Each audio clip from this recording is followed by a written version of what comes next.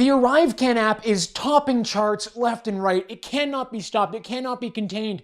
Canadians are just loving this app. Rave reviews everywhere. It's got over 550,000 reviews.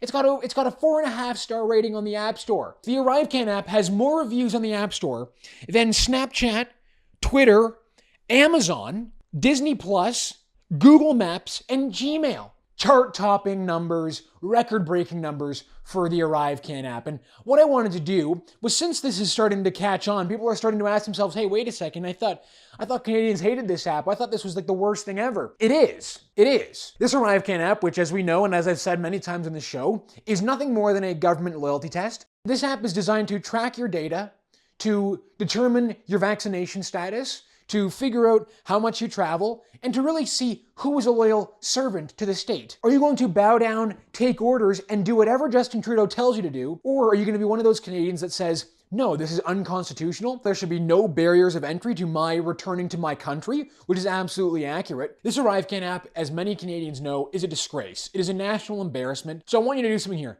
Take out your phone, and first off, if ArriveCan is on your cell phone, if it's downloaded on your phone, immediately delete it from your phone. That's the first thing you gotta do. Next thing you gotta do is open up the App Store. If you've got an iPhone, open up the App Store, whatever, Google Play, if you're on a Samsung or Android. Open up the App Store, and because I have an iPhone, we're gonna do the iPhone thing. So take a look at this. This is what it looks like on the iPhone right now when you open up the app. You've got 4.5 stars, 567,000 ratings, and 4.5 stars. Does that sound right to you guys? Does that even sound like it's possible?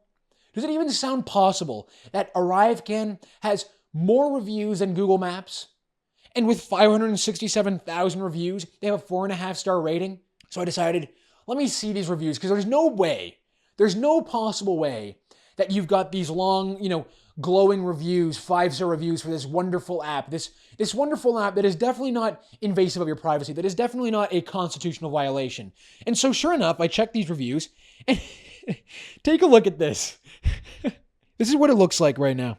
See, you hit see all. First one you've got is this 4-star review. Okay, but then everything else, you've got this one here, total tyranny from 1 year ago. To have to complete this to, say, go to the US for an afternoon and return home for 4 hours later as a fully vaccinated citizen is tyranny. App solves nothing, 1 star. Legislatively forced on us, this app solves nothing. Do yourself a favor and don't travel to Canada. Glowing reviews. 1 star, second rate, typical government piece of junk. Next one, Canada, you are so disappointing. 1 star, this is not the Canada I grew up in. Show me your papers. 1 star, clown world. Clown emojis, Trudeau clown emojis. Perfectly summarizes everyone's experience on ArriveCan. 2 stars, intrusive app. This app is another way for the Canadian government to track people and impede personal freedom. Next review, 1 star, government overreach, utterly invasive and difficult to navigate app. Ridiculous that our society has come to this over an over-exaggerated superflu. Next rating, 2 stars, horrible abuse of power. Next rating, ridiculous. Next rating, dumb. Next rating, 1 star, Trudeau is the worst. There you go. Overwhelming support for the wonderful ArriveCan app. Can't you just see the glowing reviews? People are raving over this thing. They just can't stop using it. They love it. This is the kind of thing that sends people mad, because almost every person I bet you talk to about the ArriveCan app all say the same thing as all of these reviews that you can read on the apps for yourself. 1 star, people hate it, it's government tyranny, it's government overreach, and it's a tracking tool. So how could there possibly be more reviews on this app than any of these other apps?